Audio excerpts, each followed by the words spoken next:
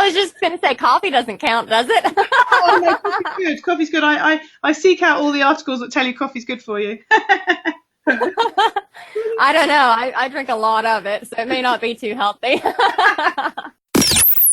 Power to Live More with Joe Dodds. Welcome to the Power to Live More podcast, all about productivity, organisation, well-being, energy and resilience.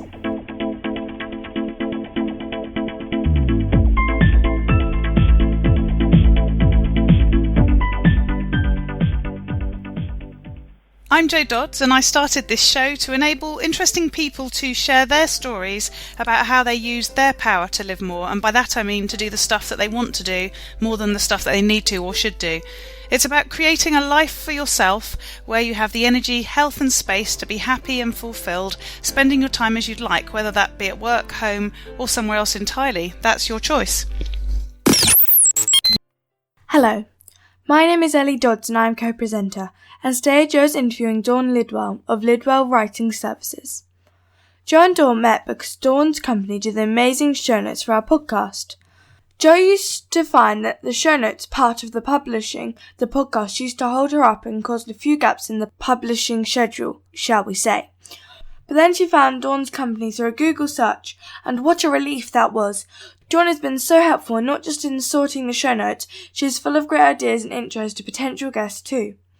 And now she is on the show, much to the surprise of our show note writer, one of her team. Dawn Lidwell is the founder and CEO of Lidwell Writing Services. Her career initially began as a freelance copywriter, helping businesses around the world share the message through her blogging and press release writing services. In 2015, she discovered her passion for the podcast industry and pivoted her business to offer professional podcast show notes. By 2016, her business became one of the most sought-after companies in the industry, specializing in the development and creation of podcast show notes. Her team has helped countless podcasts share their message with the world, including finance experts, business strategists, personal development coaches, and leadership coaches. When she's not working, Dawn can often be found reading mystery, thriller novels, spending time with her family, or binge-watching her favourite Netflix series. Back to the studio. Today I'm interviewing Dawn Lidwell of Lidwell Writing, and I'm particularly excited to be interviewing Dawn because Dawn has been mentioned on a number of these podcasts over the last few months because she enabled me to start publishing them on a more frequent, regular basis. And that's because Dawn runs the company that does the show notes for me. So hi, Dawn. Great to have you with me. Hi, great to be here. Thank you.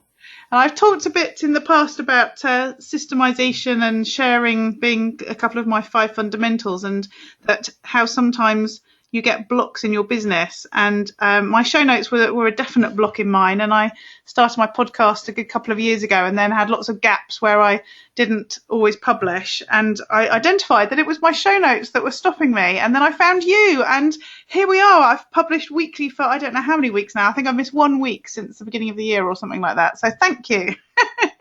Oh, my pleasure. So tell us a bit more about who you are, what you do, and where you do it. Well, I am a mother of 2, and I work out of my home office. Uh-huh. Not really much more to say about that. And where are you? Because you're not one of my English people. Oh, well, this is true. I am actually in Pennsylvania. Ah, lovely. I was thinking today, actually, I should start talking about my international podcast because I've just finished interviewing somebody from Canada. I've had 2 people from Australia on it in the past. So it is fairly international, isn't it? Yeah. So tell us a bit more about Lidwell Writing then, what you do and how that came about. Well, we got started in 2015 or 14, I believe, but I was working as a freelance writer at the time, primarily focusing on like the blog content and newsletters and press releases and stuff like that for small to mid-sized business owners. And then a friend of mine said that she needed a show note writer. And so I said, okay, well, I'll try it out, see what happens. And I fell in love with the podcast industry. So I pretty much got rid of all of the other services and focused on show notes, and I have loved it ever since.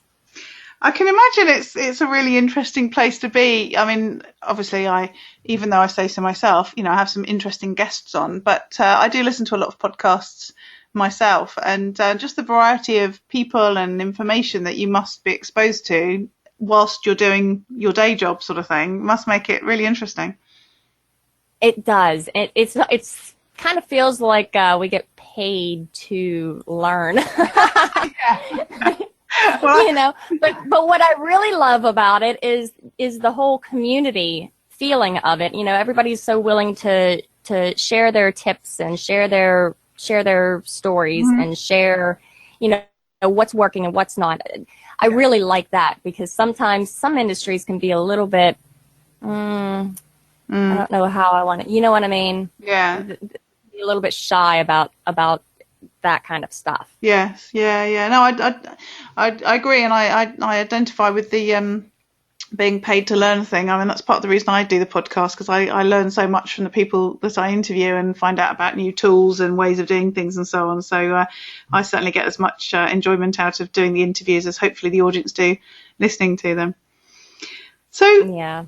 So you, as I said, we've been working together for a good few months. It's quite a long time now, and I'm always really impressed by the speed of turnaround. And actually, you push me if I'm not keeping up. You're asking me for where the next shows are coming from. So I find you really proactive.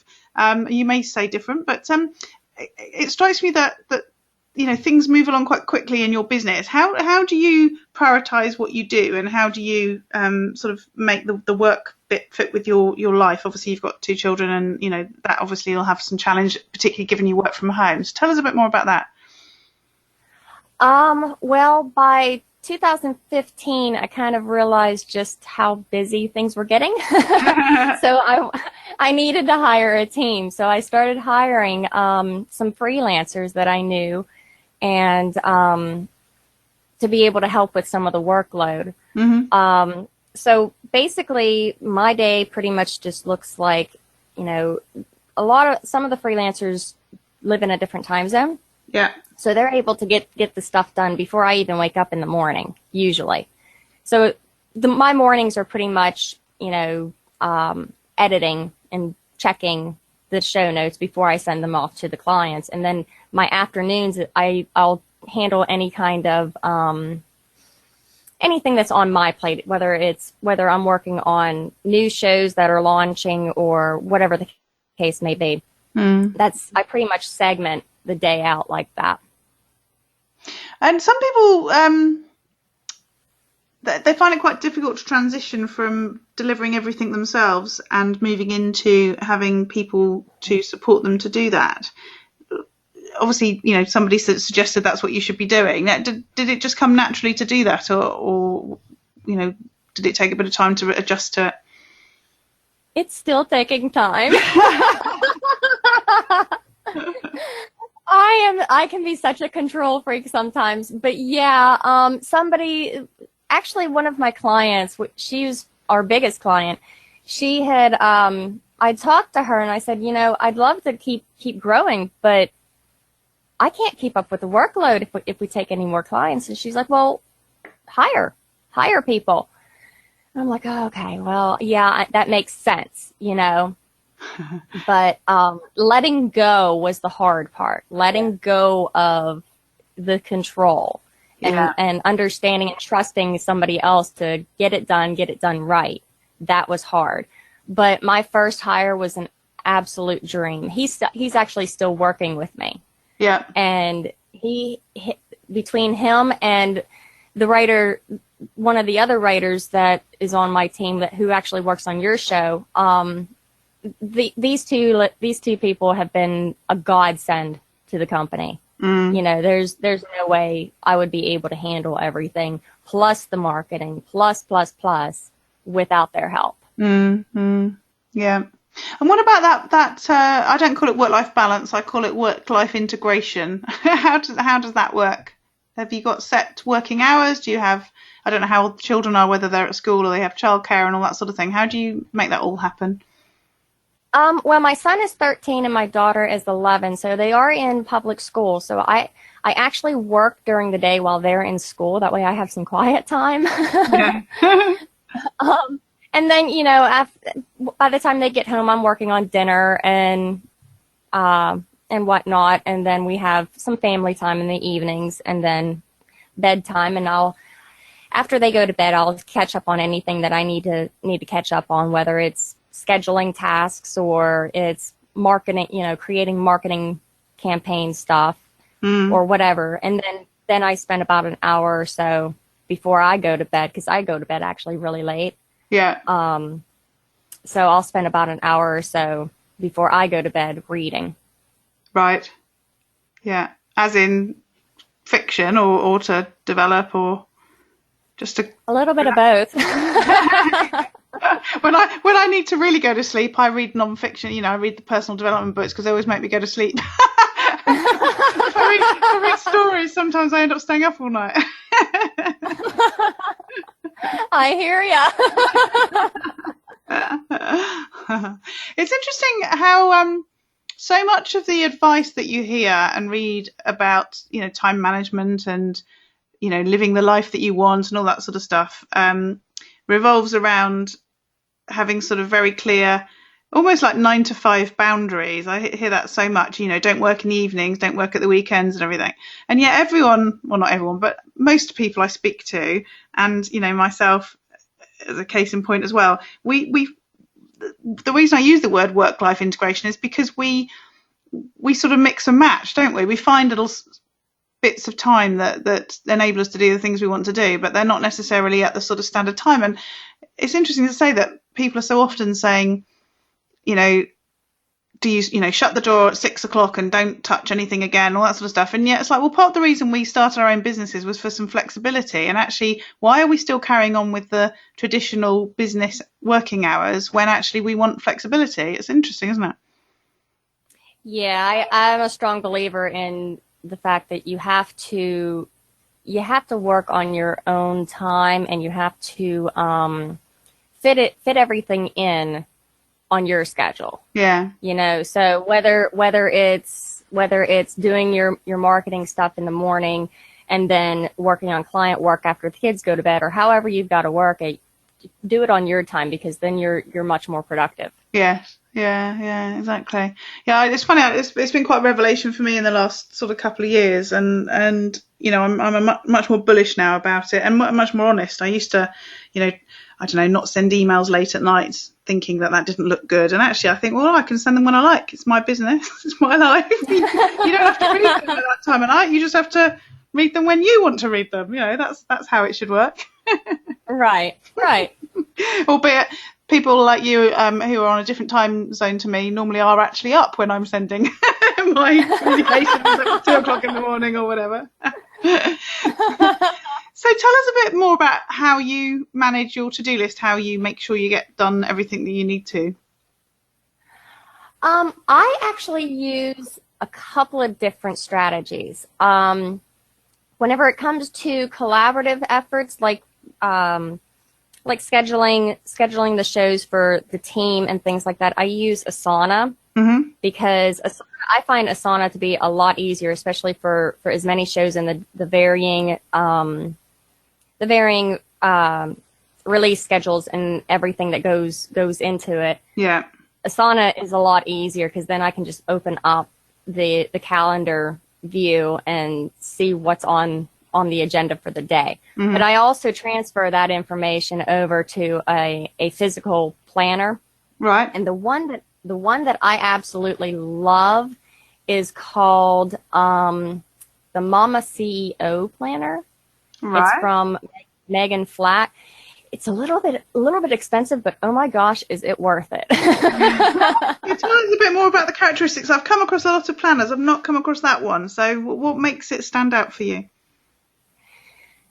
Well, a few things. And throughout it, she's got some different things for the CEO moms, the business owners, like monthly and a monthly overview type of thing, and you can plan out your social media schedule months in advance. But the part that I use the most is the weekly portion, where she has it broke down by, okay, she's got the date, of course, you know, the Monday through Sunday thing, but she breaks it down. The first day of the week is Monday in the planner, and the last day of the week is Sunday. Yeah. And within those days, she's got it sectioned out by 30 minutes for each hour of the day through, I think it's like 9 or 10 o'clock. Right. So I can get, you know, fine tune exactly what I'm doing at exactly the right time each day, instead of, because I've tried other planners and they just don't have that hourly breakdown. Right. And it doesn't work for me. I actually just tried to switch earlier this year, and it wasn't working. It's interesting. A lot of people do talk about, you know, really scheduling their time, and it's funny. It's something that I absolutely rebel against. So I think I should do it, and of course, should is never a good thing. So I try it every so often, and I put all these, you know, appointments with myself in my diary, and then it just fills my diary up, so it's all covered in blue or whatever colour my diary stuff comes out at, and then I get overwhelmed by the fact that I've got no gaps in there, so then I delete them all and go back to doing my own thing. And it so seems like the right thing to do, but I think it is probably one of those things that is really, as you've just sort of intimated, it's very personalised, isn't it? It's got to be something that fits with your style and so on. I was talking to someone the other day, and he was saying, "Oh, you don't like phone calls." And I said, "No, it's not that I don't like phone calls. I just don't like to be interrupted. So, you know, I like planned phone calls, but also I don't like to have lots of them planned in, because then that's, again, it's all that blue in my diary. I like to see gaps." Right. You like to see that you have a minute to take a breath. I just think I didn't think I was that much of a rebel, but I think it's that whole thing of needing to decide what I'm going to do in the moment, not against some plan that I've told myself on Monday. So, well, you know, I'm kind of the same way, but I look at the planner as more of a guideline. Yeah. So, like, if there's something that I schedule in that I just can't seem to do, or if I have a show on my schedule that I think is only going to take about half hour, 45 minutes, but actually winds up taking an hour and a half, you know, I leave that flexibility too. And if I need to, I can move stuff, you know. So I am a strong believer in erasable pens. Yeah, good plan. So what about tools and apps? What do you use to get the job done? Asana mostly, Dropbox, of course. Yeah. Google apps like the spreadsheets and Google Docs and stuff. But I also use Microsoft Word, because some of our clients prefer the show notes to be in Word instead of Google Docs. Yeah. That and Slack. We use Slack too for communication. Yeah. Yeah. It's interesting. I was talking to somebody about Google earlier. In fact, I have my notes in Word, but I do use Google Docs. Maybe we should switch. Because I was saying that I've really gone off using the Microsoft Office suite on the basis that it takes so long for my computer to open the you know, the software every time, whereas the Google stuff just there, I mean, it's not quite as comprehensive and flexible, but for most of the things that you do, it just works, you know, well enough, doesn't it? And it's so much more immediate, I always think. Yeah, well, I think some of our clients prefer Word because it seems to, I don't know if there's a coding thing going on or what exactly it is, but it seems like some clients have a hard time with doing a copy-paste type thing from Google Docs over to like a WordPress website. Yeah. Like I said, I don't know if that's a coding issue or, exactly what is the cause there. I don't have a WordPress website, so I can't really investigate it. Yeah. But so that's why we actually use both. But hey, if you want to switch over to Google Docs, just let me know. Yeah, when you told me that, I actually just do copy and paste straight into my WordPress site and it works perfectly. So maybe we won't. We don't want to add any further shenanigans into the process, thinking we're saving time, do we? Right. Lovely. So we've talked a bit already about who you get to help you to get stuff done in your business. What about any tips for delegating and outsourcing? How, what's worked for you with your team and what has not worked so well? Communication is a big thing. Like if everybody's not on the same page, then things tend to get lost. So we actually hold we try to go for monthly meetings. Yeah. Sometimes it's every 2 months or so, but we do try to hold regular team meetings. That way, I can get everybody up to speed on some of the things that are coming down the pipe, some of the new shows that we know that are coming up, or any issues or concerns that are being realized, so that we can kind of hash out a plan, or anything. Or whenever we hire a new team member, we do a team meeting to introduce the new team member, that sort of thing. Yeah. So communication is really big. Other than that, I would say, just swallow the fear. Get over the fear. The faster you hire, the faster you hire that first person and get past the fear of letting go, Yeah. the easier it does get. I mean, we all face it at some point in our lives, but the faster you actually do it and get over it, the easier it is. Yeah, and I think as well, once you start to see the fruits of it, once I mean, I know when I outsourced some of my work, once I started to realise I wasn't doing the things that I had been doing before, and they were still getting done, and they were as good quality as I needed them to be, it was easy to then do more of it because I'd sort of proved the case, I suppose. Right. Mm-hmm. Lovely. So moving on to thinking about you, how do you keep yourself healthy and fit to be doing everything that you do? If you do, of course. I always assume people are trying to keep healthy, but we maybe aren't. I was just going to say, coffee doesn't count, does it? Oh, no, coffee's good. Coffee's good. I seek out all the articles that tell you coffee's good for you. I don't know. I drink a lot of it, so it may not be too healthy. Pretty much for me, it's more of finding a period of time throughout the day to just relax, to just unwind. I mean, we all hear that we should eat right and eat 3 square meals a day and, cut back on this, incorporate more of that sort of thing. But for me, it's more about being mentally strong and being focused. So, and what helps with that for me is just finding that time at the end of the day to just unwind. Yeah.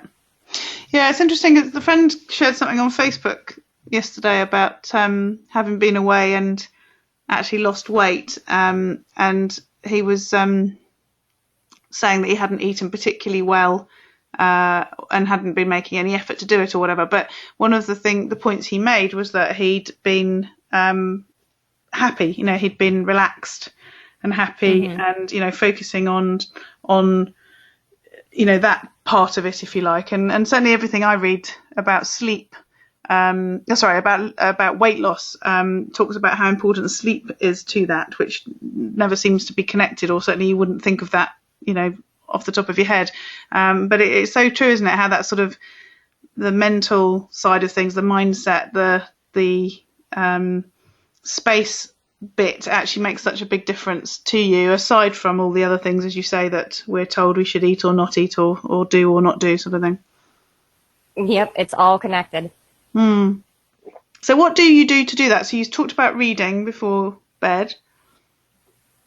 I try. I'm not always able to accomplish it, but I do try to spend a few hours with the kids playing a video game or just hanging out watching TV or whatever, just little things like that.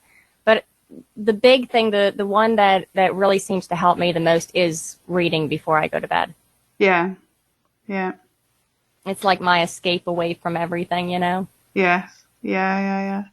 And so what are you reading? So sometimes it's obviously fiction. Have you got some recommendations of books that might be helpful to our audience? Yeah, actually, one of our clients earlier this year, and you know who it is, one of our clients had actually sent me a book from Gary V. Yeah.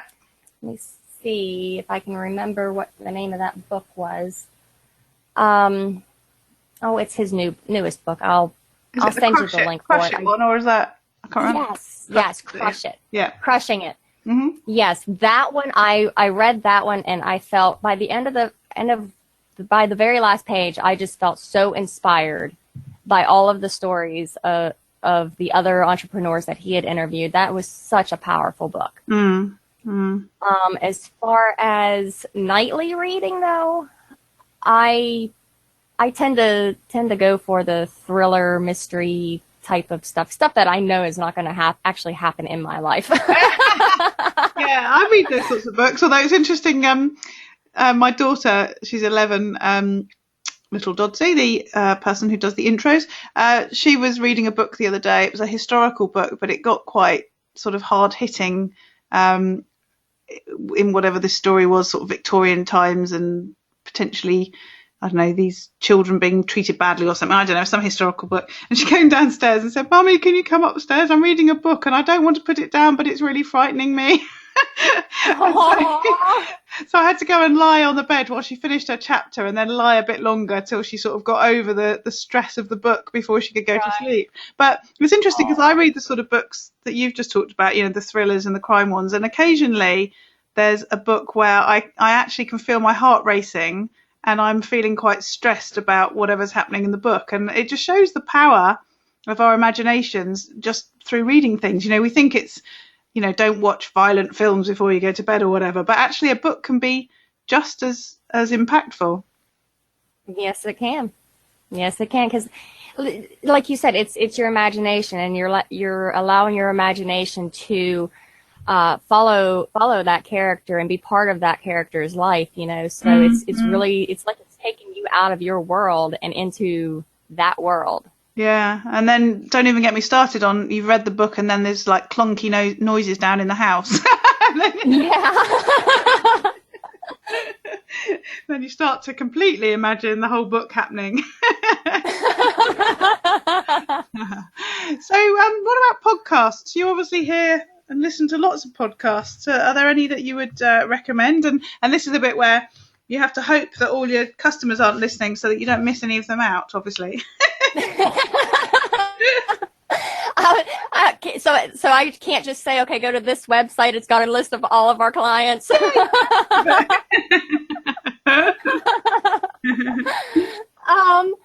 Well, outside of our clients, because all of our clients' shows are phenomenal. Mm-hmm. Good. Outside of our clients, I would have to say, the one I try to keep up with the most is The Fizzle Show. Have you ever heard of that one? I haven't, no. Tell me more. Oh my gosh, that one is so amazing. They are, so the Fizzle community, I'm not part of it, but I have heard about it for a couple of years now. But they have this show, it's called The Fizzle Show, and it is another small business, another show for small businesses and solopreneurs and things like that. But they offer a lot of really helpful advice from firsthand experience. And there's 3 hosts on the show, and they are just so funny.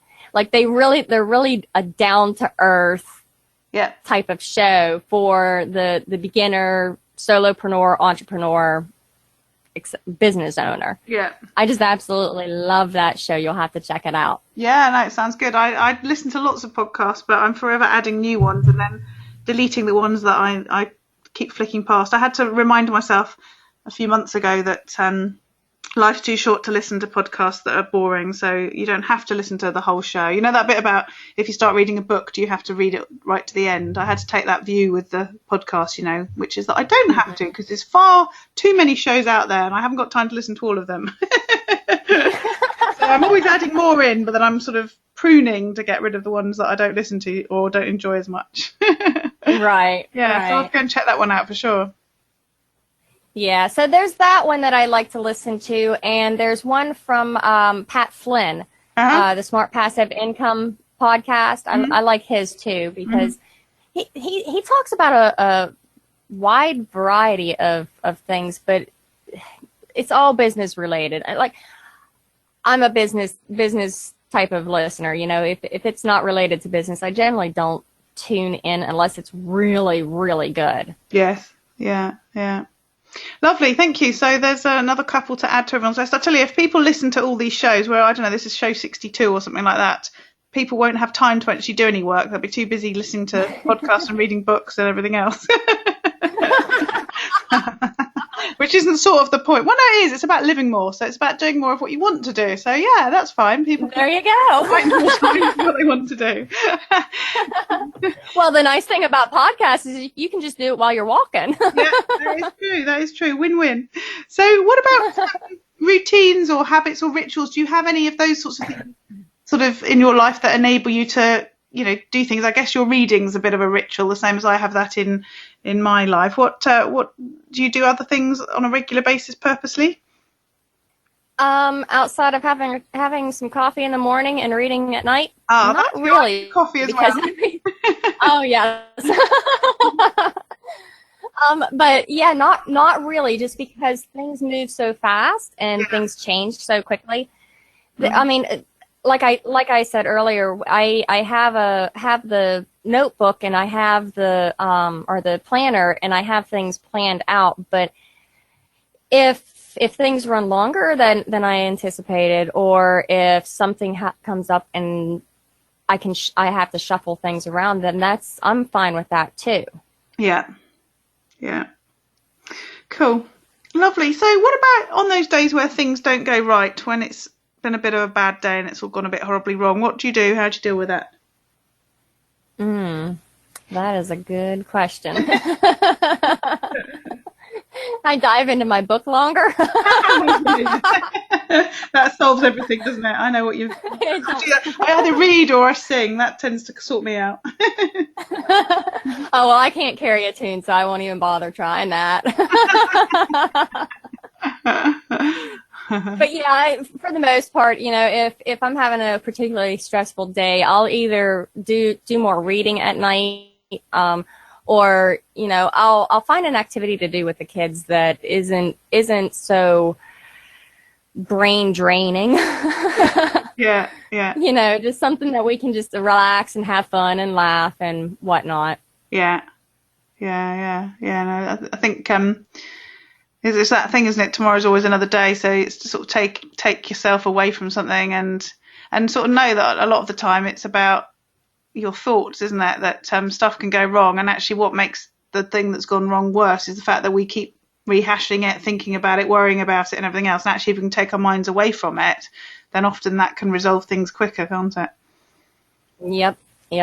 I couldn't agree more. As a matter of fact, I was just thinking one day last week about something that had come up, and I remember months ago thinking, when is the ball going to drop? Yeah. And it was like the ball dropped, and I think I caused it. Yeah. So what about on those days when you end the day knowing you've had the chance to live more, and that's where, as we said, it's about getting to do more of the things you actually want to do, so not so much of the shoulds or the needs or whatever. So what does that day look like if you've had a day where you've lived more? Where I get everything done for our client work before done before 2:00 in the afternoon, so that because the kids get home at about 2:45. Yeah. So I really try to get everything done before they get home, because there's just no way I can concentrate. Yeah. They're so excited, But yeah, getting everything done before the kids get home, so that I can focus exclusively on them. Yes. Yeah. Lovely. Excellent. So, how can people find out more about you and connect with you, and use your wonderful service? Because I do rave about it. And I appreciate that. Well, they can visit lidwellwriting.com. We are also on Facebook, Twitter, and Instagram, although I'm not as great about updating Facebook and Twitter. I'm there, but I'm not as great about updating it. But at least people will be able to find you. Yeah, and I mean, if you send me a direct message, I will respond, but yeah. Outside, I just can't do the tweeting thing. I don't know. I know what you mean.